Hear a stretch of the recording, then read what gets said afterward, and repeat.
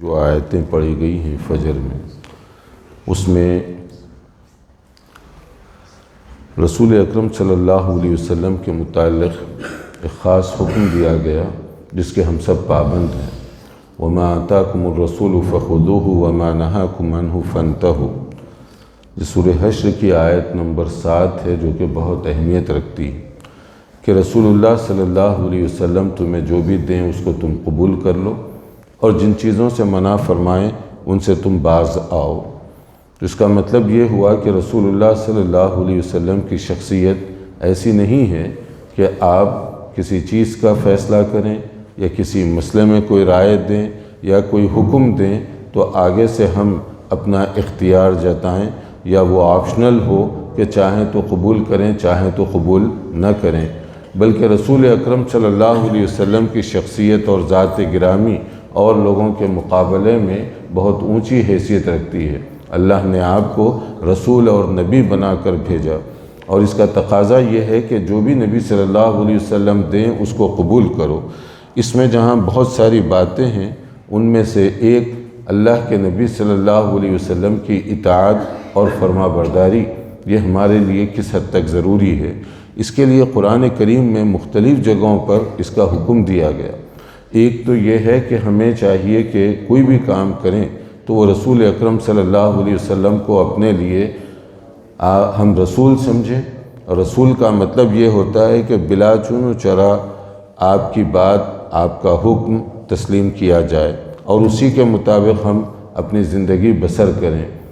اور اگر اس کے بغیر ہم کوئی کام کریں گے تو وہ کام ہمارا قابل قبول نہیں ہو سکتا۔ جیسے سورہ محمد کی آیت 33 میں ایک خاص بات بتائی گئی اسی سے متعلق، یا ایھا الذین آمنوا اطیعوا اللہ واطیعوا الرسول ولا تبطلوا اعمالکم، کہ تم اللہ کی اطاعت کرو اور اللہ کے رسول صلی اللہ علیہ وسلم کی اطاعت کرو اور اپنے اعمال کو باطل مت کرو۔ کیا مطلب؟ کوئی عمل اس وقت تک قابل قبول نہیں ہے جب اللہ کے حکم یا رسول اللہ صلی اللہ علیہ وسلم کے فرمان کے مطابق نہ ہو، یعنی ہر وہ پریکٹس نل اینڈ وائٹ سمجھی جائے گی جو رسول اکرم صلی اللہ علیہ وسلم کی سنت میں فٹ نہ اترتی ہو۔ اور اس سے بھی آگے ایک اور بات سورہ نساء کی آیت 80، جس کے اندر کہا گیا وَمَن يُطِعِ الرَّسُولَ فَقَدْ أَطَاعَ اللَّهَ، جس نے رسول اللہ صلی اللہ علیہ وسلم کی اطاعت اور فرما برداری کی اس نے گویا اللہ کی اطاعت اور فرما برداری کی۔ یعنی رسول کا مقام سمجھیے کہ رسول اکرم صلی اللہ علیہ وسلم کی اطاعت اور فرما برداری جیسے کہ اللہ تعالیٰ کے حکم کی فرما برداری ہو رہی ہے، اور رسول کی حکم کی نافرمانی کا مطلب ہم اللہ کے حکم کی نافرمانی کر رہے ہیں، اور اللہ تعالیٰ کے حکم کی جو آدمی نافرمانی کرے وہ کبھی بھی کامیاب نہیں ہو سکتا۔ اور اس کی وجہ کیا ہے کہ رسول کی فرما برداری اللہ کی فرما برداری ہے۔ سورہ نجم کے شروع میں آیات 3، 4، 5، تو اس کے اندر اس کا ایک سبب بتایا گیا کہ رسول کی اطاعت یہ اللہ کی اطاعت کیوں سمجھی جائے گی، اس لیے کہ رسول اپنی طرف سے کوئی بات نہیں کیا کرتے جب تک کہ اللہ کی طرف سے وحی نہ نازل ہو۔ وَمَا يَنطِقُ عَنِ الْهَوَىٰ إِنْ هُوَ إِلَّا وَحْيٌ يُوحَىٰ، گویا رسول کی بات پر عمل کرنا یہ وحی کی روشنی میں اللہ کی بات پر عمل کرنا ہے، کیونکہ اصل پیغام آتا وہاں سے ہے۔ رسول کا کام، رسول یعنی پیغمبر، پیغمبر کا مطلب ہے کہ میسیج کہیں سے لے کر پاس آن کرنا، آگے بڑھانا، ایمبیسیڈر۔ تو رسول اکرم صلی اللہ علیہ وسلم کا جو کام ہے، اللہ کی طرف سے جو پیغام آتا وہی اس کو لے کر آپ بندوں تک پہنچایا کرتے اللہ کے۔ تو اگر کوئی رسول صلی اللہ علیہ وسلم کی نافرمانی کرے ان آیات کی روشنی میں، اس سے مطلب کیا نکلا؟ اللہ کے حکم کو وہ ٹھکرا رہا ہے، اللہ تعالیٰ کے حکم پر وہ عمل کرنے کے لیے تیار نہیں ہے۔ تو جو یہ حصہ ہے سورہ حشر کا جس میں کہا گیا جو کچھ دیں، واٹ ایور، جو کچھ دیں رسول اللہ صلی اللہ علیہ وسلم اس کو تم ایز اٹ از قبول کرو، اس کے اندر اف اور بٹ کی کوئی گنجائش نہیں۔ یہ تو حدیث ہے، سنت ہے، یہ ہم معلوم کر سکتے ہیں کہ یہ ثابت ہے، کنفارم ہے، صحیح سورسز ہیں یا نہیں۔ اگر سورسز صحیح ہیں تو اس کا مطلب کنفارم ہوگی، جب بات کنفارم ہوگی تو اس کو قبول کرنے کے ہم پابند ہیں۔ اگر ہم یہ کہیں یہ حدیث تو صحیح ہے، یہ سنت تو معلوم ہو رہی ہے، مگر ہمارے عالم نے یہ کہا، ہمارے مفتی نے یہ کہا، ہمارے شیخ نے یہ کہا، ہمارے پیر نے یہ کہا، ہمارے فلاں نے یہ کہا، تو آپ یہ کہنا چاہتے ہیں کہ رسول اللہ صلی اللہ علیہ وسلم کی بات میں اس وقت مانوں گا جب اس کی تصدیق میرے مفتی بھی کریں، یا رسول اکرم صلی اللہ علیہ وسلم کی بات پر اس وقت عمل کروں گا جب فلاں اور فلاں مولوی صاحب بھی اس کو قبول کریں، رسول اللہ صلی اللہ علیہ وسلم کی بات اس وقت قبول کروں گا جب ہمارے شیخ یا پیر صاحب بھی اس کی تسلیم کریں اور اس کی گواہی دیں۔ تو آپ سوچئے کہ یہ کتنی سنگین بات ہے، اور یہ اس لیے سنگین ہے کہ آپ رسول اللہ صلی اللہ علیہ وسلم کے مقام کو گھٹا رہے ہیں، ڈیگریڈ کر رہے ہیں، اس لیے کہ آپ کہہ رہے ہیں کہ اگر رسول اکرم صلی اللہ علیہ وسلم کی بات آ جائے تب بھی نہیں مانوں گا جب تک کہ میرے پیر، میرے شیخ، میرے مفتی، میرے عالم وہ بھی اس کو کنفرم نہ کریں۔ یہاں تو یہ کہا جا رہا ہے جو کچھ رسول دیں اس کو تم قبول کرو، اس کی اطاعت کرو، کیونکہ یہ اللہ کا حکم ہے، اور اللہ کے حکم کی نافرمانی کرنے والا کبھی کامیاب نہیں ہو سکتا۔ مگر عام طور پر مسلمانوں کا ایٹیٹیوڈ اس سلسلے میں جو ہے وہ قرآن کی جو آیات پڑھی گئیں اس طرح کا نہیں ہے جیسے کہ ہونا چاہیے۔ صحابہ کرام کا انداز کیا ہوتا تھا، یا تابعین یا اس کے بعد جو محدثین علماء وغیرہ ہیں ان کا انداز کیا ہوتا تھا کہ ان کا انداز یہی تھا کہ جب بھی وہ رسول اکرم صلی اللہ علیہ وسلم کے حوالے سے کوئی بات آتی اور کنفرم طریقے سے آتی وہ اس کو ایز اٹ از قبول کر لیا کرتے تھے، بلکہ بعض ائمہ نے تو یہاں تک کہا، جیسے امام شافعی رحمۃ اللہ علیہ، انہوں نے تو یہاں تک کہا اگر کچھ سوال مجھ سے لوگ کرتے ہیں میں اپنے نالج اور اپنے مطالعے کے مطابق جواب دوں گا، یعنی جو علم آدمی کا ہے اس کے مطابق میں جواب دوں گا، مگر یاد رکھو اگر میرا کوئی جواب صحیح حدیث کے خلاف پڑ جائے اور آپ کو کہیں صحیح حدیث مل جائے جو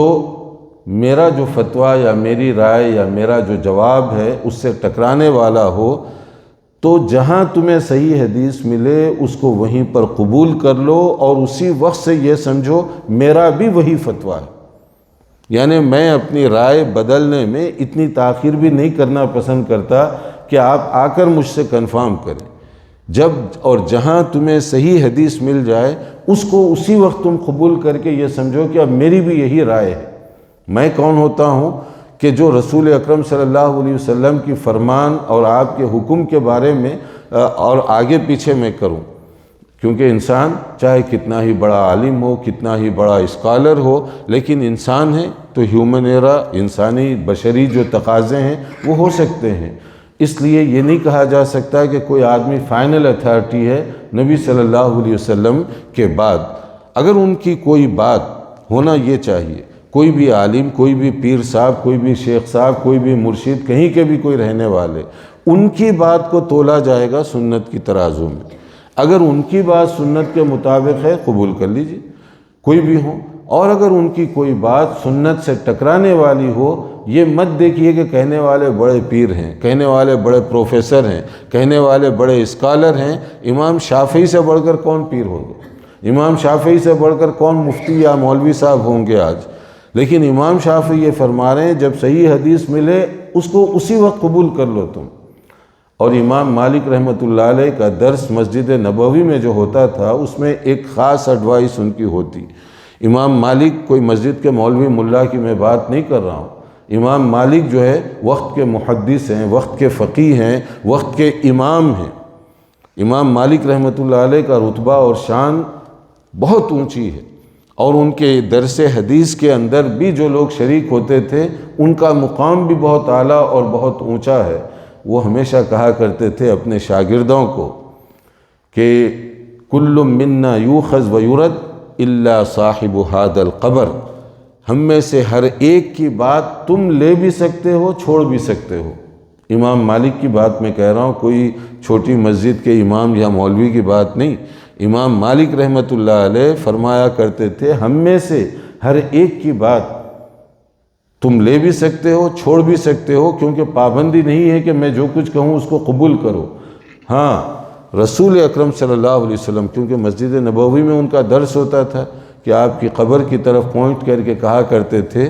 اگر کوئی ایسا ہے جس کی کوئی بات نہیں چھوڑی جا سکتی تو وہ صرف رسول اکرم صلی اللہ علیہ وسلم کی ذات گرامی ہے۔ اب اگر امام مالک یہ ایڈوائز کر رہے ہیں کہ میری کوئی بات تمہیں پسند نہ آئے تو پھر چھوڑ دو، یا کوئی بات پسند آئے تو تم اس کو قبول کر سکتے ہو، اختیار ہے،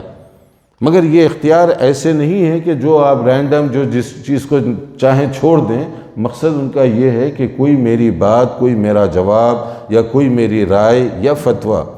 کسی حدیث کے خلاف ہے اور وہ حدیث صحیح طریقوں سے ہم تک پہنچی ہے تو تم اس حدیث کو قبول کر لو، اس سنت کو اپناؤ اور اس کے مطابق تم زندگی بسر کرو، میری بات کو تم وہیں پر چھوڑ دو۔ بلکہ امام احمد بن حنبل رحمۃ اللہ علیہ تو یہاں تک کہتے ہیں کہ لا یحل لأحد ان یفتی بقولی دون معرفت دلیل۔ یہ امام ابو حنیفہ رحمۃ اللہ علیہ جو کہ مشہور امام، مشہور فقیہ ہیں، ان کی یہ بات ہے لا یحل لأحد ان یفتی بقولی دون معرفت دلیل۔ کسی کے لیے حلال اور جائز نہیں ہے کہ میری بات میری دلیل سے مطمئن ہوئے بغیر آگے نقل کر، کیونکہ میں تو اتھارٹی نہیں ہوں۔ جب میں اتھارٹی نہیں ہوں تو میری کوئی بھی بات، کوئی بھی رائے آگے بڑھانے سے پہلے میک شور کر لو۔ یہ امام ابو حنیفہ رحمۃ اللہ علیہ کی ایڈوائس ہے، یہ ان کی گویا کہ وصیت اور تاکید ہے۔ اور امام احمد بن حنبل رحمۃ اللہ علیہ فرمایا کرتے تھے لا تنظر الى مالک ولا الى الاوزاعی ولا الى الثوری بل خذ الاحکام من حیث اخذوا، یعنی من الکتاب والسنہ، کہ تم مسائل اور احکام کو لینے میں چند بڑے بڑے وقت کے علماء کے انہوں نے نام گنائے، جیسے امام مالک ہیں، امام اوزاعی ہیں وغیرہ وغیرہ، ان کی طرف مت دیکھو بلکہ دیکھو کہ قرآن و سنت کیا کہہ رہا ہے اس مسئلے میں، وہ اصل اتھارٹی ہے۔ اب کہنے والے کون ہیں؟ امام احمد بن حنبل،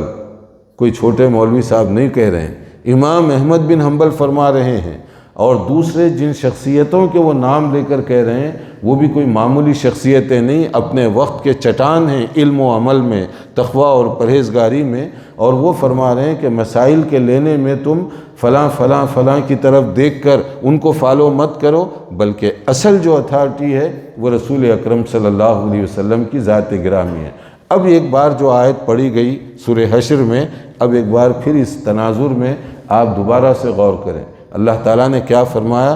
جو کچھ رسول دیں اس کو قبول کرو ایز اٹ از، بغیر کسی کمی بیشی کے، اور جس چیز سے منع کر دیں اس سے باز آ جاؤ، اس سے رک جاؤ۔ یہ ہوتا تھا صحابہ کرام کا انداز، اور یہی ہوتا تھا بعد میں آنے والے علماء ربانی کا انداز۔ بلکہ رسول اکرم صلی اللہ علیہ وسلم کے فرمان کے مقابلے میں کوئی کسی دوسری رائے اگر پیش بھی کر دیتا وہ اس کو قبول نہیں کرتے، جیسے عبداللہ ابن عمر رضی اللہ عنہما جو شہدائی سنت کہلاتے تھے صحابہ میں بھی، یعنی صحابہ خود شہدائی سنت ہے، مگر حضرت عبداللہ ابن عمر رضی اللہ عنہما کی ایک پہچان تھی کہ رسول اللہ صلی اللہ علیہ وسلم کی ایسی چھوٹی چھوٹی باتیں جو حکم کا درجہ نہیں رکھتی، مگر اس کے باوجود حضرت عبداللہ ابن عمر اس کو بھی فالو کرتے تھے۔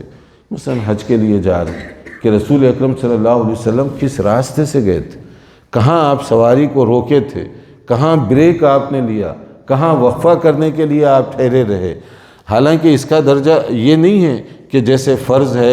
ضروری ہے یا اس طرح کی بات، لیکن حضرت عبداللہ ابن عمر رضی اللہ عنہما کا انداز کچھ ایسا ہوتا تھا کہ رسول اکرم صلی اللہ علیہ وسلم جہاں اپنی سواری کو بٹھائے میں بھی وہیں پر روکنا چاہتا ہوں اپنی سواری، جہاں آپ نے بریک لیا وقفہ وہاں میں بھی اپنا بریک وہیں پر لینا چاہتا ہوں، حالانکہ میں اور کچھ آگے بھی جا سکتا ہوں مگر وہیں پر میں رکنا چاہتا ہوں۔ یہ اس طرح کے صحابی تھے۔ تو ایک موقع پر حج کا مسئلہ چل رہا تھا، وہ کچھ بات بتا رہے تھے، نبی صلی اللہ علیہ وسلم کا یہ طریقہ، یہ فرمان ہے، اس طرح کی۔ کسی نے ان سے کہا کہ آپ کے ابا جان کی اس مسئلے میں یہ رائے،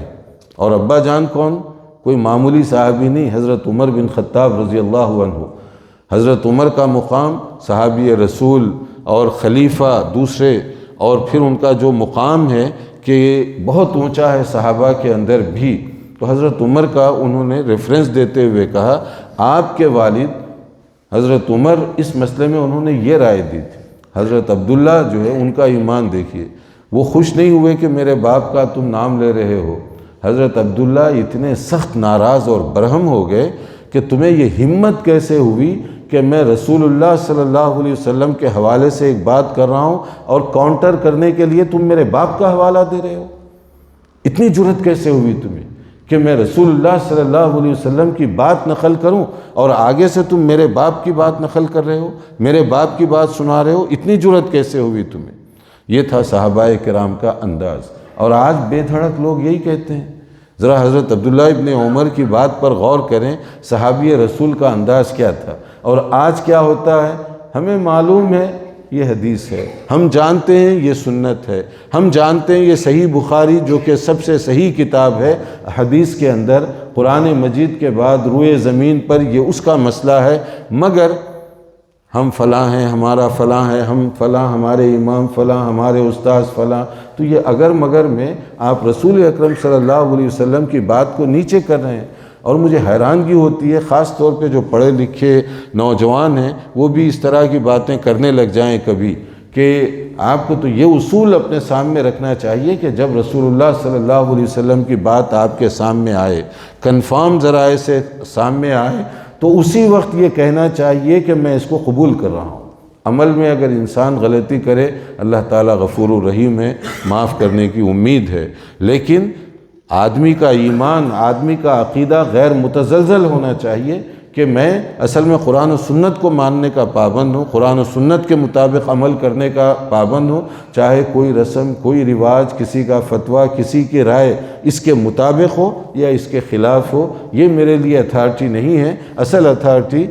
اللہ اور اس کے رسول صلی اللہ علیہ وسلم کے جو فرامین ہیں، جو کچھ اللہ تعالیٰ نے فرما دیا وہی میرے لیے آخری حرف ہے، اور جو کچھ رسول اکرم صلی اللہ علیہ وسلم نے فیصلہ کیا اس میں کوئی گنجائش ہمارے لیے باقی نہیں رہتی۔ اللہ تعالیٰ قرآن و سنت کی تعلیمات کو سمجھنے اور عمل کرنے کی توفیق عطا فرمائے۔